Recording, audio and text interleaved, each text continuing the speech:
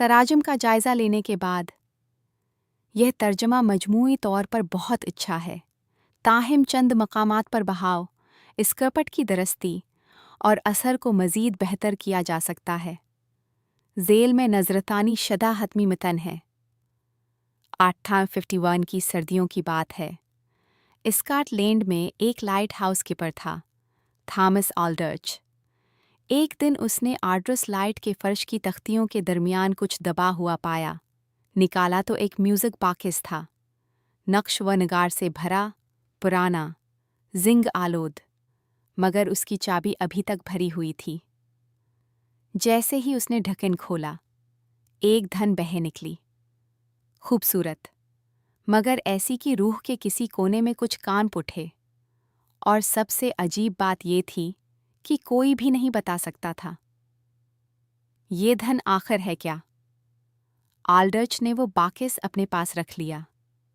हर शाम जब समंदर पर धंध उतरती, वो इस बाकिस को चाबी देता और बस सुनता रहता।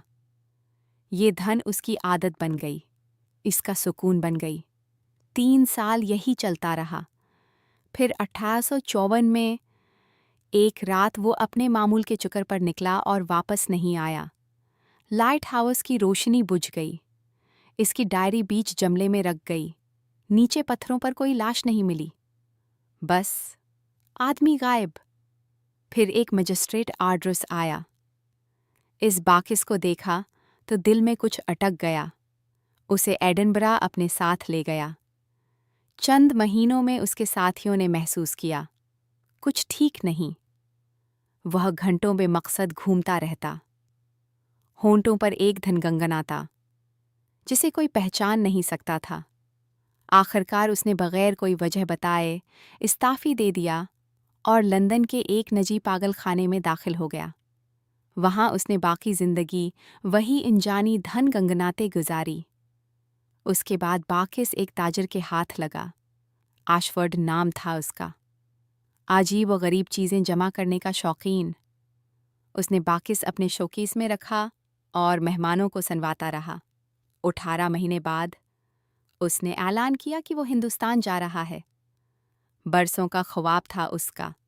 जहाज़ साफ मौसम में रवाना हुआ। फिर इस जहाज़ का कोई उत्ता पिता नहीं चला। उसके बाद ये बाकिस तारीख के अंधेरों में कहीं खो गया।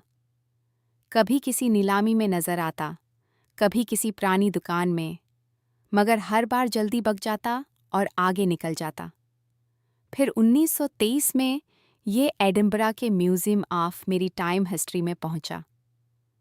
आज भी वहाँ है, एक खास कमरे में, दर्जा हरारत कंट्रोल में।